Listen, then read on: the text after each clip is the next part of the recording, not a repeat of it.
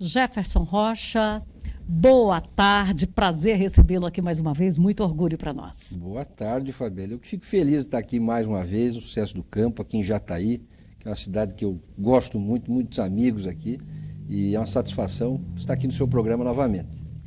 Bom, quando a gente vai conversar com o Jefferson, normalmente não tem plumas e paetês, mas muito espinhos. Pois é. Parece que somos forjados com as dificuldades, né, Fabíola, que se afigura. Começamos com o Fundo Rural, aquela novela interminável, que mesmo derrotados saímos vitoriosos, em janeiro de 2023, eliminando todo o passivo com a decadência. E agora, essas notícias que nos pegam de surpresa. Aliás, surpresa não, né, Fabíola?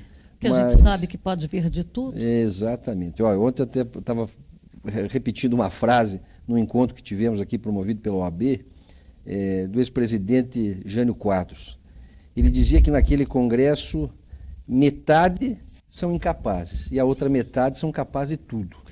E isso é um relato lá da década de 60. E agora não muda muita coisa, né, Fabiana? Surpresas que vêm de lá, agora, sempre contrárias ao nosso interesse nacional, né? Acho que concentrou mais um pouco, né? Porque metade 90% é anencéfalo.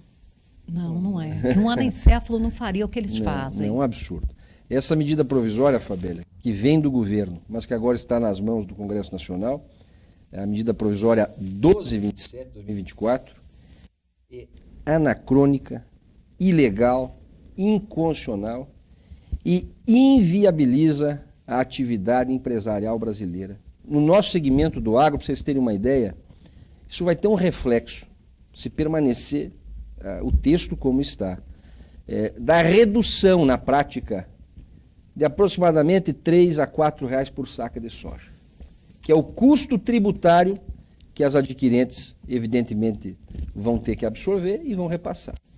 Então, é algo que vem num momento crítico para o setor nacional. A gente já vive uma dificuldade tremenda no segmento.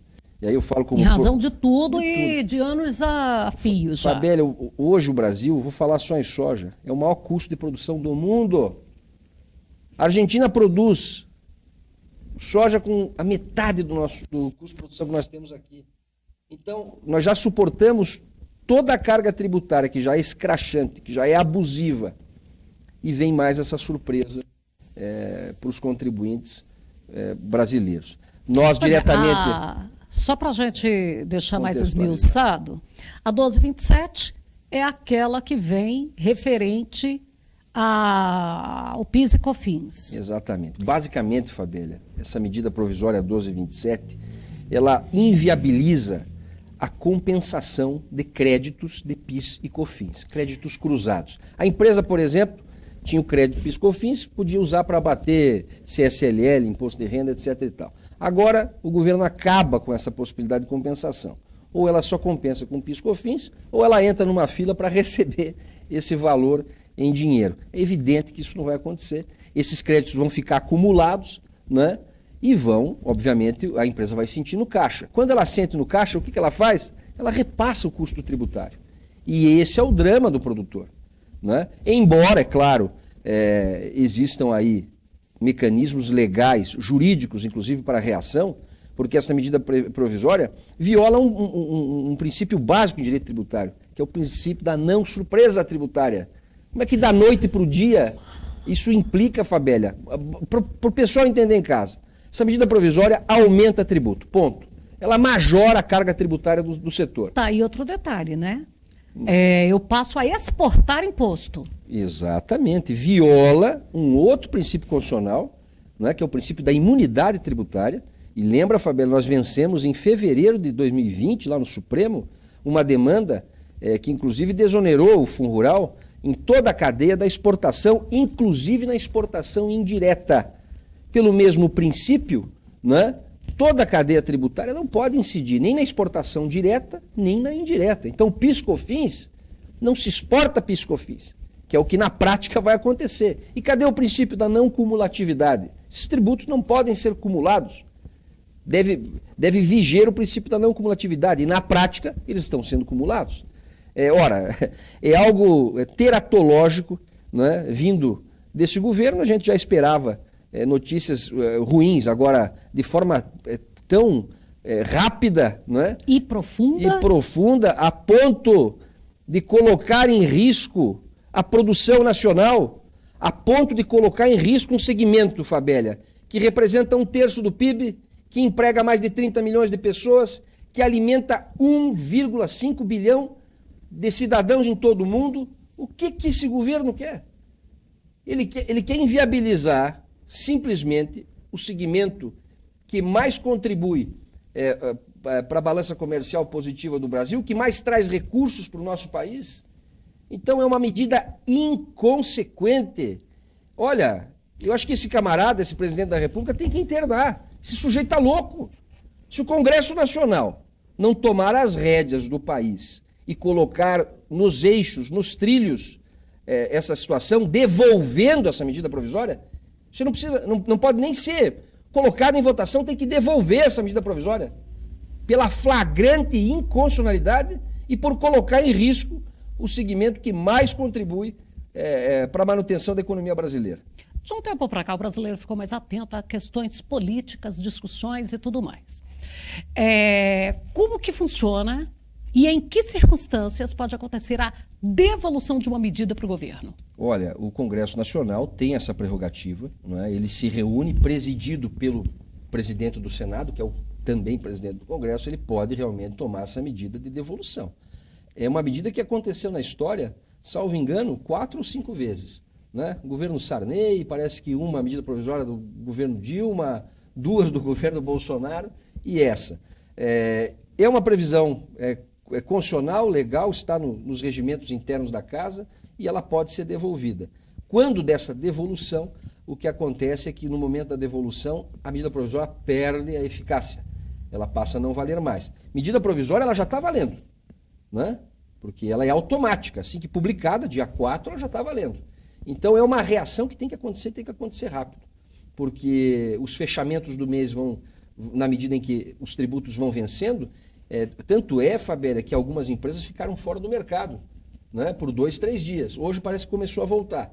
Então, nós precisamos cobrar, Fabélia, uma reação rápida dos nossos parlamentares. Rápida. Agora não é o momento de divisões dentro do segmento, a gente precisa se unir. Empresa adquirente, produtor rural, todo mundo tem que estar unido para derrubar imediatamente essa medida provisória. Se não para devolvê-la, para que coloque em votação em regime de urgência urgentíssima, e aí pega e derruba. Também é uma forma de você combater essa medida. Derruba, não aprova. Né? Faz uma sessão, chama na Câmara, chama no Senado e liquida essa medida. E se eu fosse pensar assim, pensar bonito, qual é a intenção quando redigida uma medida dessa? É pensar em fazer um acumulado de caixa? É pensar em dar problema para um setor?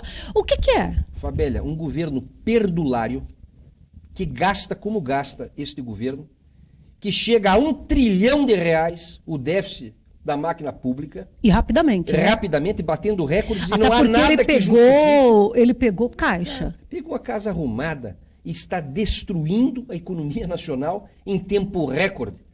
Isto é um caso de intervenção do parlamento. O parlamento tem que intervir. Na minha modesta opinião, é um caso, inclusive, de responsabilidade do presidente da República. Responsabilidade nos termos da lei do impeachment, que já autorizaria, por conta desse estado de coisas que está acontecendo no nosso país. Somado ao escândalo, Fabélia, que nós vamos entrar daqui a pouco, que esta medida de aquisição do arroz. Esta é uma outra medida escandalosa. R$1 bilhão já foram gastos no dia de ontem, com empresas aparentemente de fachada. Calma aí, daqui a pouco a gente fala dela. Então, delas. é um escândalo atrás do outro. Agora, esta questão da medida provisória, ela coloca em risco a produção nacional. Nós podemos ter um ponto de inflexão em que as empresas param de adquirir a produção, queiram repassar o custo tributário para o produtor, e aí o que já está ruim pode ficar ainda pior. O preço da soja terrível, 120 pila, 125 pila, pode piorar por conta de uma medida como essa. E inviabilizar muitas empresas adquirentes, que não vão ter caixa para pagar o tributo no final do mês. Porque contavam com esta compensação tributária que é histórica. Então como é que você pega um empresário de surpresa, um adquirente de surpresa, do dia para a noite, ele estava com tudo programado para usar aquele crédito tributário de PIS/COFINS, não vai poder usar mais, vai ter que entrar numa fila para receber, quando receber do governo. A gente sabe que não recebe. Não, e só no nosso setor, Fabélia, já foi feito um estudo ano passado, algo em torno de 6, 7 bilhões de reais é o impacto da SMP na prática para a majoração da carga tributária para o segmento. E quem vai pagar essa conta? É você, produtor. Sou eu, produtor. Porque a empresa vai repassar. E um detalhe. E quem está achando que eu não estou nem aí com o produtor, porque eu não sou produtor, ele vai pagar lá na cesta básica, lá no alimento que ele faz. Não tenha dúvida, Fabélia. Porque aquele efeito cascata vai chegar na gôndola do supermercado. E a gente está só falando do setor primário, mas entrou remédio, entrou outras coisas também.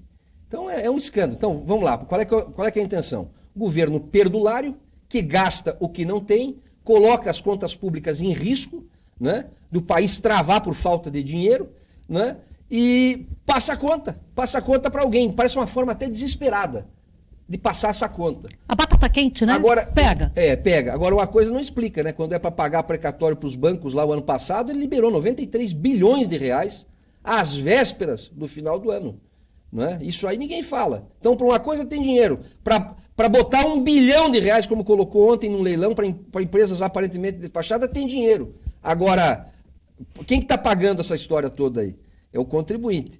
Nós precisamos, mais uma vez, Fabélia, da união de todo o segmento, inclusive dos demais segmentos da sociedade civil organizada, e cobrar imediatamente, primeiro, a devolução da SMP ou sua derrubada imediata. E segundo, a responsabilização do mais alto mandatário da República por conta desse tipo de ações que colocam em risco a segurança alimentar, que colocam em risco a economia nacional e podem colapsar as contas públicas. É um caso de intervenção por parte do parlamento brasileiro através das medidas legais que existem. Né? Agora nós vamos falar da missa do arroz. Exato. Primeiro detalhe eu quero te perguntar. Se você já aprofundou sobre isso aí. O Brasil está com um problema no seu estoque de arroz? Não, isso é uma mentira. Então criaram um problema para vender a solução. Um argumento falacioso, um argumento mentiroso. Né? Não há problema de desabastecimento, pelo contrário. A produção, tanto no estado do Rio Grande do Sul quanto em Santa Catarina, é uma produção que atende a demanda nacional, inclusive com excedentes exportáveis. Então, isso não existe, Fabélia. Tá. Aí, vamos lá, que vamos comprar um arroz rápido aí e vamos comprar a R$4 e vai ser vendido no máximo a R$4. Exato. Onde que isso aí tem consistência de comprar e vender pelo mesmo valor? Olha, Fabélia, não tem consistência alguma. É um arroz subsidiado pelo governo que vem de fora. Sabe-se Deus que se vem de fora, não vamos falar disso agora. Né? E o pior, isto é dumping. Isto é dumping. Dumping é uma prática comercial abusiva. O que o governo está fazendo com este dumping oficial é prejudicar o produtor de arroz no solo brasileiro. Escuta aqui, e aquele arroz que deixou de ser produzido na Raposa do Sol em Roraima? Podia estar num leilão como esse. Né? Roraima, a injustiça que sofreu o ex-deputado federal Paulo César Quartiero naquela ocasião, justamente trabalharam contra a produção nacional e agora, enfim, vem esses resultados. Mas não é nem o caso, Fabélia, porque arroz existe. Então este dumping gera um prejuízo. Como é que o produtor vai competir com arroz subsidiado, que sabe-se lá de onde é que vem, subsidiado pelo governo, e o custo de produção dele é alto, e o valor chega abaixo do custo de produção? Mas agora eu vou te dizer de onde que vem. Fabélia, o produtor, o risicultor gaúcho, o risicultor catarinense, o risicultor em todo o Brasil.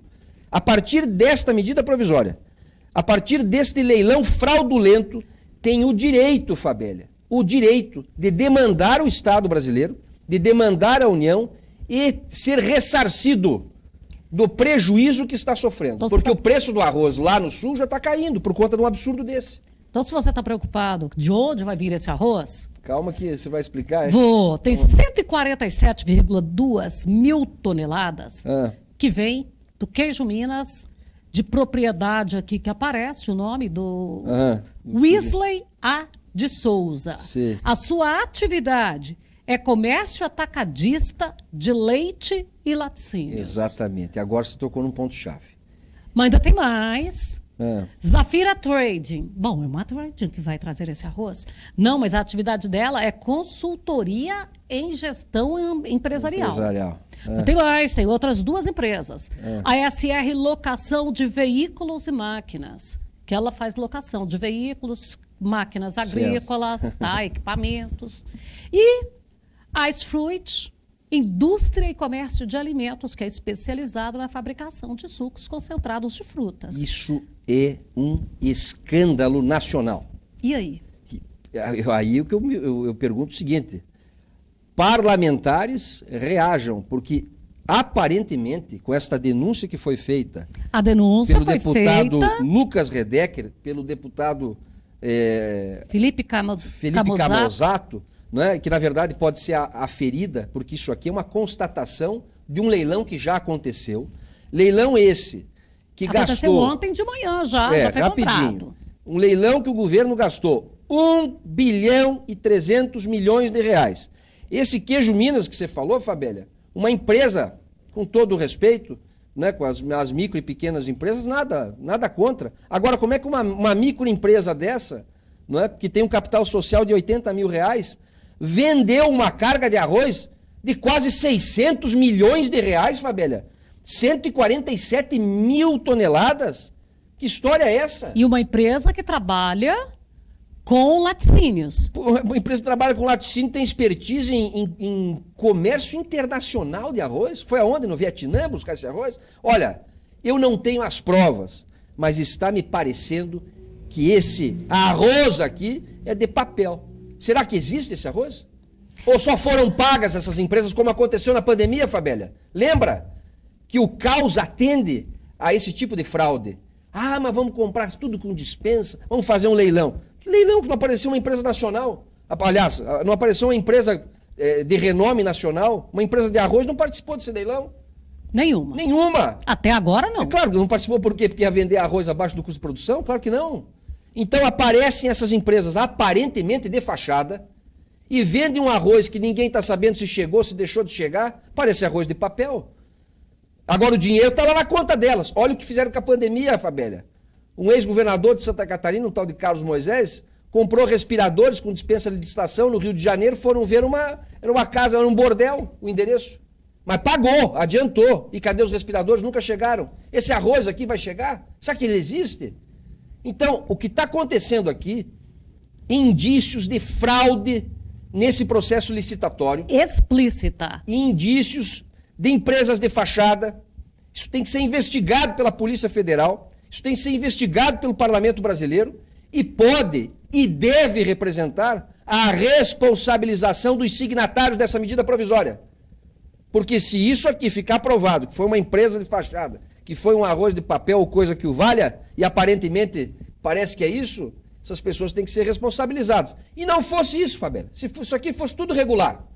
Mesmo assim, esta prática é uma prática de dumping contra o interesse nacional. É uma prática comercial abusiva, porque coloca o produtor gaúcho, o produtor catarinense e o risicultor de todo o Brasil numa situação de queda de preços por conta da intervenção do Estado. Então o Estado que deveria socorrer o risicultor gaúcho no momento de dificuldade, né, faz justamente o oposto, termina de quebrar o produtor. Então esta prática lesiva, né, tem de ser inclusive reparada, porque o prejuízo já existe. Hoje o produtor tem o direito de receber a diferença do preço que está sendo praticado na praça com o preço real, sem o dumping. E isso pode representar aí 8, 10, 15 reais por saca a mais que o produtor tem direito por conta dessa medida desastrosa contra o interesse nacional do governo federal, que, infelizmente, o leilão já aconteceu ontem, 1,3 bilhão de reais para essas empresas aqui. Laticínio, locadora de carro, consultoria de sabe-se lá Deus o quê. Enfim, algo que está acontecendo no nosso país às escâncaras, à luz do dia. Parlamentares, a responsabilidade é vocês. Reajam, né? Instauração de uma CPI imediatamente, né? Ofícios para que o Ministério Público Federal, para que a Polícia Federal também tome conta de investigar esses possíveis indícios aqui de práticas lesivas aí ao certame público, à licitação. Enfim, é um caos tributário, um manicômio tributário que vivemos num país socialista que caminha a passos largos para um comunismo de Estado, de intervenção total do Estado nas atividades empresariais, nas atividades privadas. E isso, a gente sabe, essa novela não termina bem, Fabiana. Eu quero agradecer a você, Jefferson, pela presença, carinho que você tem para conosco. Somos muito gratos e eu continuo na admiração a Jefferson Rocha. Muito obrigado, Fabiana. Eu que me sinto lisonjeado de ser convidado para esse programa e sempre que tiver, que eu puder estar presente e disponível aqui para conversar com vocês, eu estarei. Gosto muito de vir aqui a Jataí, tenho muitos amigos aqui, Sucesso no Campo, um parceiro de primeira hora em todas as demandas do produtor rural desde o início, né? Nos conhecemos lá naquela batalha do Fundo Rural, vencemos, temos esses outros desafios e vamos vencer certamente, Fabiana, se Deus quiser. E olha, o Sucesso no Campo, ele não é em favor deste ou daquele político. O Sucesso no Campo é em favor do produtor rural. Exatamente. Então, estaremos sempre juntos. Tá jóia. Tamo junto, Fabiana. Vamos lá, vamos em frente. Até mais. Uma boa tarde. Tchau, pessoal. Vamos lá, até uma próxima.